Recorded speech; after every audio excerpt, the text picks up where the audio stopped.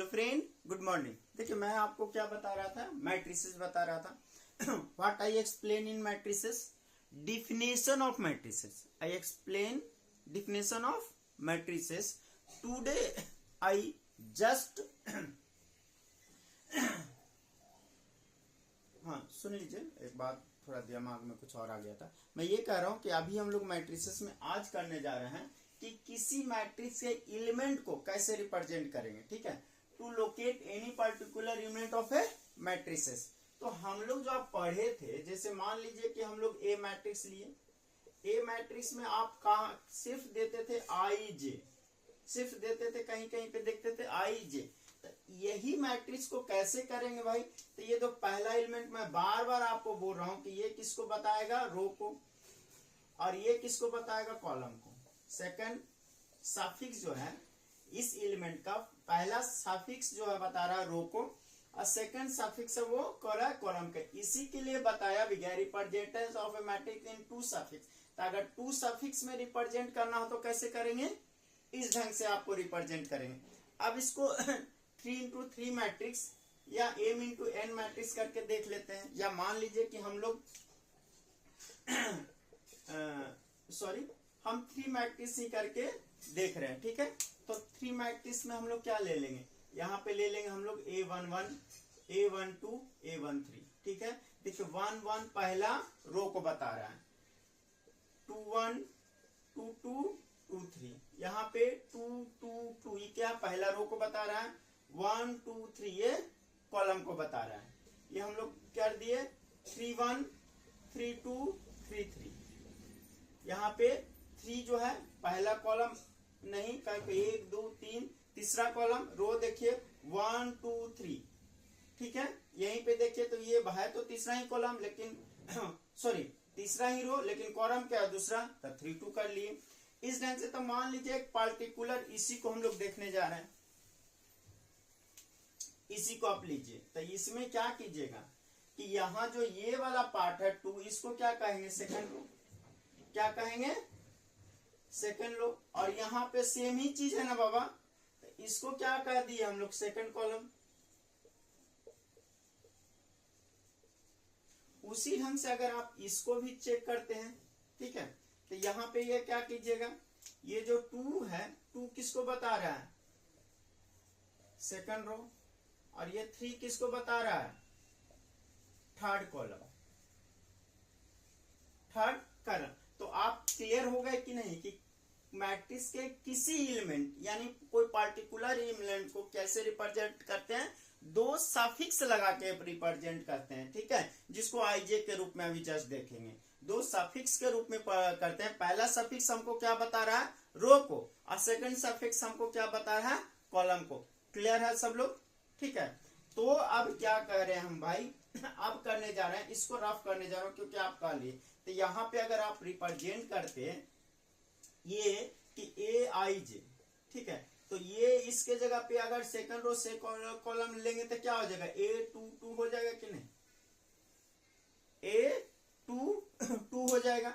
अगर इसी को हम लोग कहेंगे, ये वाला जो है कि यहाँ पे representation of a matrix in two suffix notation, क्योंकि 2 सफिक्स, किसी भी एलिमेंट आप मैट्रिक्स के किसी भी एलिमेंट को रिप्रेजेंट करने के लिए क्या मिनिमम 2 सफिक्स चाहिए, यानी 2 ही सफिक्स चाहिए। ठीक है, 2 सफिक्स चाहिए, तो 2 सफिक्स लेके रिप्रेजेंट करते हैं। मैं इसको अब रफ करने जा रहा हूं।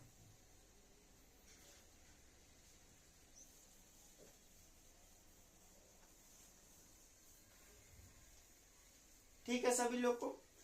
तो हम कह रहे हैं कि 2 सफिक्स रिप्रेजेंटेशन क्या हम लोग को बताता है, 2 suffix representation, suffix representation specify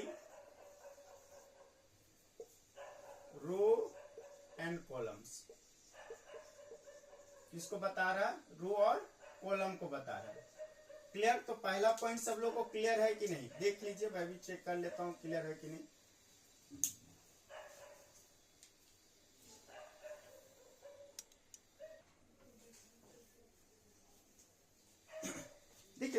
just जो देखे रोटेशन जो है ए आई जे, तो इसको क्या कहेंगे कि ए आई जे 10 हम लिखने जा रहे हैं, 10 सफिक्स क्या हुआ,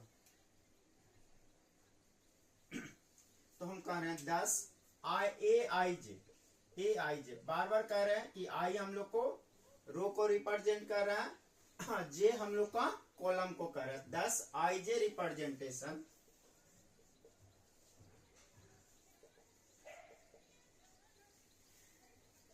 डिनोट्स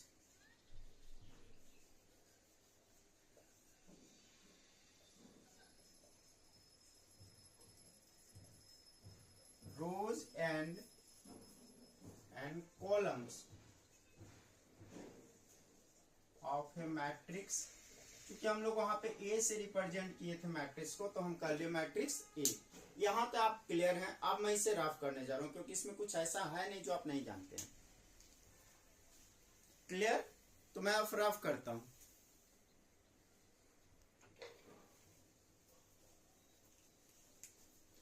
देखिए क्वेश्चन पूछा था लेक्चर हम लोग का जो बिहार पॉलिटेक्निक हुआ था ना, तो लेक्चर 2022 या 23 में हुआ था, अभी मुझे 22 आ रहा है। लेक्चर पॉलिटेक्निक में इलेक्ट्रिकल इंजीनियरिंग का क्वेश्चन था।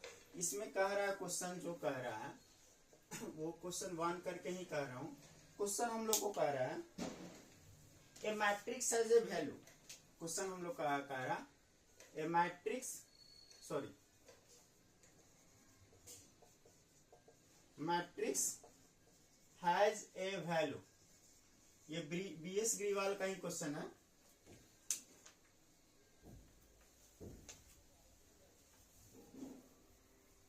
वैल्यू दिस स्टेटमेंट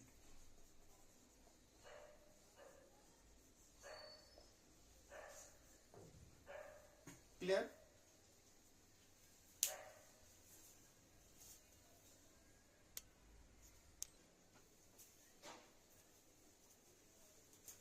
देखिए क्वेश्चन दिया हुआ जैसा आपको सामने दिख रहा है, कह रहा matrix has a value this statement. ठीक है, ये पॉलिटेक्निक 2022 का जो हम लोग को बिहार इलेक्ट्रिकल इंजीनियरिंग में आया था उसका है।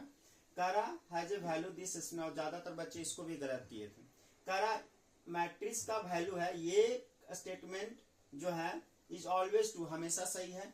डिपेंड अपॉन द मैट्रिक्स, से मैट्रिक्स पे डिपेंड करता है, इज फॉल्स। ठीक है, आप ही दीजिए, आपको मैं 30 सेकंड का टाइम दे रहा हूं, आपके अनुसार क्या है। और इसको बिना अभी जो देख रहे हैं वीडियो जरूर कमेंट कीजिएगा, बिना चीटिंग किए हो कहीं बुक के, क्योंकि बीएस ग्रीवाल का ही क्वेश्चन है। ये हम लोग का बीएस ग्रीवाल का क्वेश्चन है। अभी तक आप डाल भी होंगे। इनफैक्ट में इसका आंसर होगा फॉल्स, इसका आंसर होने जा रहा है फॉल्स। कारण पहला तो आप जान लीजिए, इसका सेकंड पॉइंट में इसका एक्सप्लेनेशन। पहला कि जो मैट्रिक्स है वो एक आइडेंटिटी है, ठीक है, और ये number of component, number of collection of number नहीं, नंबर ऑफ कंपोनेंट बताता है।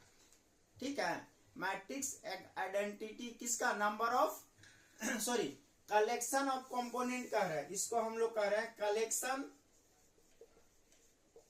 Of component. इसीलिए अगर कोई इलेक्ट्रिकल के बच्चे हैं तो उसमें फॉल्ट एनालिसिस में हम लोग पढ़ते हैं पॉजिटिव सीक्वेंस, नेगेटिव सीक्वेंस और हम लोग को जीरो। तो उसी मैट्रिक्स को ही हम लोग 3 कंपोनेंट ले लेते हैं जो हम लोग को बाद में बना। तो कलेक्शन ऑफ कंपोनेंट दे रहे हैं यहाँ पे, ये नहीं कह रहे हैं कलेक्शन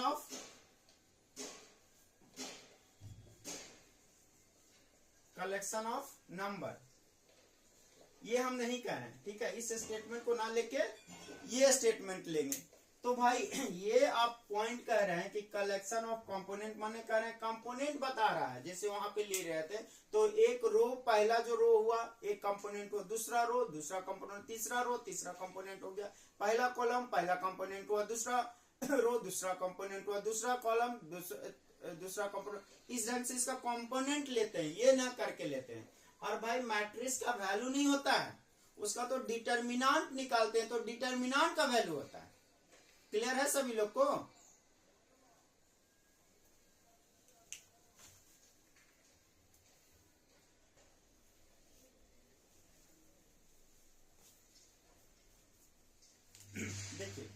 पॉइंट तो आप क्लियर हो गए थे। अब मान लीजिए हम कोऑर्डिनेट की बात करते हैं, तो कोऑर्डिनेट ज्योमेट्री में किसी पॉइंट को 3 डायमेंशनल हो तो कैसे रिप्रेजेंट करेंगे एक्स वाई जेड। अगर उसी को मैट्रिक्स के रूप में करते तो जो पॉइंट पी है उसको एक्स वाई जे और मैट्रिक्स के अंदर लिख ले, तो 3 नंबर को एक साथ क्या कर दे रहे हैं आप, मैट्रिक्स में रिप्रेजेंट कर दे रहे हैं। इसका एक बहुत बड़ा बेनिफिट आपको मिल जा रहा है। अब आते हैं कि यही जो हम लोग पहला दिए थे उसका, a matrix can not be reduce a single number, ये सिंगल नंबर में रिड्यूस नहीं करता है, ठीक है। The question of finding the value of a matrix never arise, भाई हम लोग मैट्रिक्स का वैल्यू नहीं निकालते हैं तो उसका वैल्यू नहीं होता है, ये फॉल्स है, ये फॉल्स है। तो जरा सा जान लो कि क्या डिफरेंस है। अब देखिए, अगर मैट्रिक्स का रो और कॉलम आप चेंज करते हैं तो भाई उसका ज्यादा चेंज नहीं आता उसका वैल्यू, लेकिन अगर रो और कॉलम आप चेंज करेंगे तो हो सकता है मैट्रिक्स में डिफरेंट मैट्रिक्स बन जाए, ठीक है। तो ये बहुत बड़ा डिफरेंस है, फोर्थ पॉइंट इसका यही है। तो आप जो मैं आपको करना चाह रहा था कि भाई आप चल गए, और देखिए मैं सारा आपका गेट और हम लोग का जो पॉलिटेक्निक में और असिस्टेंट प्रोफेसर में आया उस सारा क्वेश्चन आपको बनवाते चलूंगा, ताकि जब बाद में हमको नोट्स देना पड़े तो आसान हो कि भाई ये क्वेश्चन यहाँ से, ये क्वेश्चन यहाँ से, किस बुक से कौन सा क्वेश्चन गया वो भी मैं आपको बताते चलूंगा। तो आज का मेरा क्लास इतना ही था। नेक्स्ट क्लास में हम लोग करेंगे टाइप ऑफ मैट्रिसेस, उसमें भी जो गेट में प्रीवियस ईयर में किसी भी ब्रांच में, चाहे electrical, mechanical, civil, computer science, कुछ में भी आया हुआ उसको करवाते चलेंगे, ठीक है। Thank you, have a nice day.